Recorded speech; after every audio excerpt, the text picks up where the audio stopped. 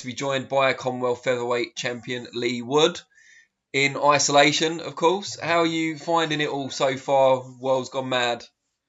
Yeah, the world has gone mad.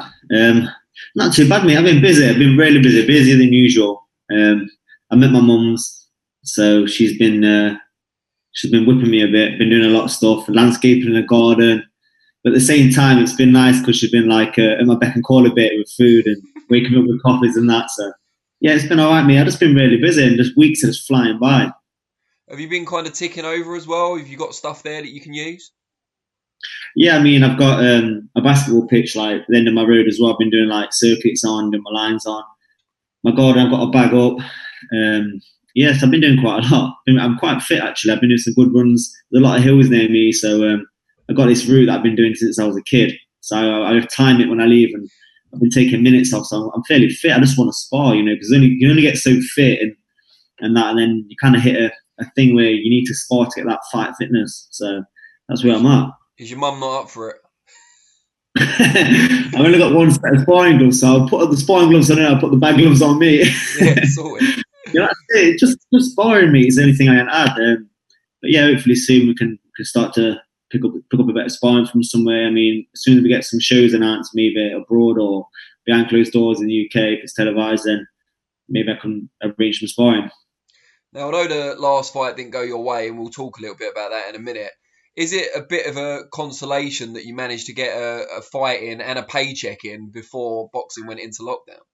Yeah, I think it's so because I've just bought my own place as well. So I mean, that was pretty important because I already had that like going through, but I needed that to like just secure me till obviously to the rest of the year, whatever. But I'm all right at the minute. Yeah, I mean, I need to fight again though. But yeah, I mean, this gave me a bit of security, and definitely, I mean, if I didn't fight then, I would be thinking, "God, I need to get some work from somewhere. I'd probably be delivering something, or probably working for Amazon delivering parcels or something. Definitely, because yeah, it's helped me out. Yeah, definitely. How much of a blow to your career as a whole was the loss in the semi-final of the Golden Contract? Because you were Commonwealth featherweight champion, WBO European, you'd beaten David Oliver Joyce, which had a lot of people putting you as the favourite for the whole tournament. Some of your fights have been on Sky Sports in recent times as well. You seem to be really on the up. Probably not come at the best time. No, I mean, I was on definitely got some good momentum. I was on good form.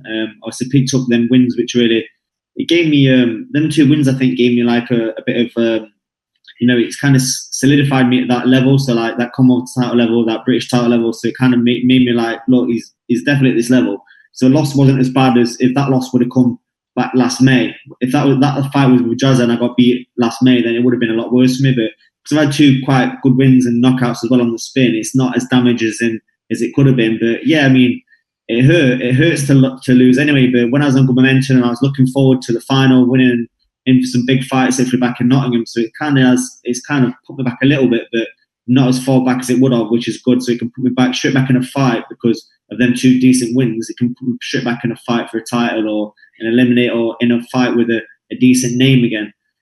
But yeah, it's every loss kind of puts you back a little bit, but not as far back as it would have. The fight itself, it seemed like he came out at a higher pace than you for the first kind of 3, 4 rounds. And from there, you're always kind of playing catch up. Is that a bit of a regret, the slower start in comparison? Definitely. I mean, we knew. I was told by everyone he's going to come out, he's going to try rough you up, he's going to jump on you straight away. All these things, my coach told me, Dave told me, my friend who has a lot of input told me as well. And everyone was telling me the same thing, and I was like, yeah, no, I'm on it. Don't worry about it. I expected it. Don't worry. Although I expected it, I wasn't really prepared for it because the sparring I got for that fight wasn't relevant enough for the style I was fighting. I was sparring an upright boxer, Cargill from Hull. I was sparring him. He's a good fighter, but it's not the same as Jazza. He's more of a southpaw pressure fighter. And to find a southpaw pressure fighter, it's quite hard to find. Yeah. But yeah, you can't make excuses after the fight. I mean, I expected it. I wasn't quite prepared for it, but I tried to ride it out. It was a close fight. I didn't box my best, even knowing what was going to happen. Not getting as good a sparring as I could have. I can box better than that, and I didn't box great. You can just put it down to form. I had a bad night. He had a good night as well. You can't take nothing away from him, but frustrating, very frustrating. Are you hoping now that when the final eventually goes ahead that he gets the job done? Because obviously it looks a bit better on you if he goes on to win the whole thing. Yeah, that's it. I mean, I'm confident it will be Walsh. I've been at Walsh's fights, quite a few of them, before the tournament. He don't like southpaws very much. Just like myself, really. I mean, that was the first time I boxed a southpaw competitively as a pro. I mean, obviously, journeymen don't count. So it's like learning on the job, especially that kind of style. You don't quite see a lot. But same with Walsh. He struggles against southpaws. I was at York Hall when he boxed a Scottish kid. Can't remember his name. He didn't have all his own way. He did struggle a bit. And I just think Jazza is better over the distance as well. I'm not sure it's an issue with the way Walsh makes weight or standing up between rounds. I've watched him for a long time, and I've never been. I never thought, oh, I'm going to be in a life and death with him. I thought I could beat him. Obviously, you have a hard fight against a champion that's won a Lonsdale belt outright twice. There's no such thing as an easy fight. But I've just always been confident my style would be beneficial to suit his. So what's your kind of path back? And do you still have the Commonwealth title? Can you rebuild with that? I don't even know. Apparently, we was told that I would get stripped of it because I lost to someone in championship weight and from the Commonwealth. At the championship weight that was eligible to box for the belt. So that doesn't mean that he gets it, but it means they strip me. But I'm not sure if I've been stripped or not. Obviously, with everything going off, it's a bit up in the air, so I'm not 100% sure. But yeah, that's what I was told. So what is your kind of plan to come back, and what route would you like to take? Yeah, so with this tournament that was in, what was so exciting about it is there was a plan for either. So if you lose in the quarters, you fight the losers of the quarterfinals. If you're losing the semis, you fight the semi-finalists, etc. There was third place bonuses. So it was a really good setup. So in their contract, I'm supposed to be fighting McCullagh for third place. I'm not sure what's going to happen with that. I'm not sure if he's going to move down a weight or if he's staying at featherweight. That would be a good fight to come back on. It would be the same night as a final as well, which makes sense for everyone because everyone knows the names. It'd be a really good night. So I'm not sure what's happening. I'm not sure if they're going to go ahead in July. I don't know. This is why I've just got to stay ready. Either way, if I'm on MTK bill in the final, if that's going ahead, or I'll get another bill, I've just got to stay ready and see what opportunities come up. Is the British title an important thing for you? Is it something you grew up thinking about, or is it just the best fights to get you where you need to be at this stage? I think personally, I look at it as all the really good fighters from Britain all won the British, and most of them won it outright. Obviously, Froch, my own village, my own little town, Carl Froch, but the list goes on. I think if you win a British title outright, it kind of gives you a bit of a better name as long as you fight credential people for it. So yeah, I've always wanted the British title since I was a kid. I mean, Nicky Booth and Jason Booth both had it, and that was the first belt I holded, and was like, wow, this is a proper belt. Other than that belt, there's not really many belts I think, I really want that belt. It's more the, it's not just the belt, it's more the title of having it. I'm the champion of this area, I'm the champion of this. That's more important. The belt's just for the fans and family who want to take photos with it, etc. But yeah, the British title is something I've always wanted and something I still do want. I mean, if I have to wait a little bit longer to get a shot, possibly I'd probably do that. And the relationship you've kind of built up with yourself and Nottingham Forest Football Club, is that something you think is going to continue when you come back to boxing as well? Yeah, I mean, I've been a fan since I was a kid. I've got a lot of friends that work there as well now. I made a lot of good relationships with a few players. They do support me. Like I said before, they've got a lot of integrity. When I was boxing on small hall bills, there was behind me, there's getting me on the pitch and that, which is nice. Win, lose, or draw, they back me. And same with them, I get behind them. But sometimes we have some bad seasons, and the other year we was on the pitch celebrating not getting relegated. But yeah, I mean, they've got integrity. And I was talking to someone today, actually, we're going to do a few videos and that to help people in isolation because we've got a big audience and, they have to keep on top of the social media as well, just like I need to. I've kind of gone for a bit of a lull with man. I need to interact more with him, so I need to pull my finger out as well. And you mentioned Carl Froch earlier. You're both from the same village, as you alluded to. There's been rumours recently, I don't know how many of those have come from him directly, about him making a return to boxing. What do you make of all that? Carl, when he likes to get people talking, he likes to stay in the eyes, stay in the ears, stay in people's minds. He just does it, sometimes for a laugh, and he's quite mischievous, But yeah, he's a good guy, Carl is. He's helped me out a few times. I've got a lot of similarities with him. We went to the same school. Reading his book is quite scary. You know, I read a little bit. Like I remember he was in the area to go to Carney Willows, which is actually a better school.